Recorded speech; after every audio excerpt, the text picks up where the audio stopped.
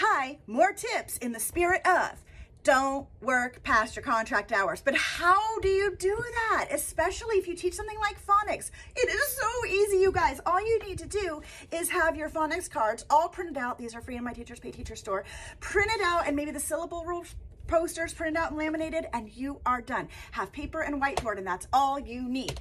So there is very, very little prep that you have to do to teach phonics effectively.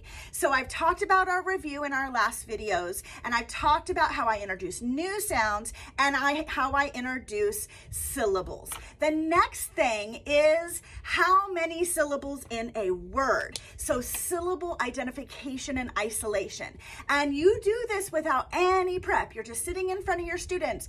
You can teach them all of the strategies. You can teach them hello. Okay, you could teach them hello. You can teach them hello, or my favorite, the dog call, hello. Okay, there's ways you can do it without even needing to prep anything. And I always like to go through counting how many syllables in a word before I start my syllable rule lesson for the day. So for example, if I'm working on Magic E with my first or second graders, I will be introducing this concept. I have prepared this at the beginning of the school year. I just hold it up, have it ready. We talk about it.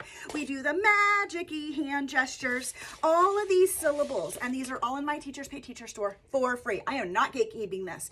I have put a hand gesture with every one, and you can have your students participating on the rug in front of you, in their desks, or at home if you're a virtual teacher, and they're using the syllables or the hand gestures.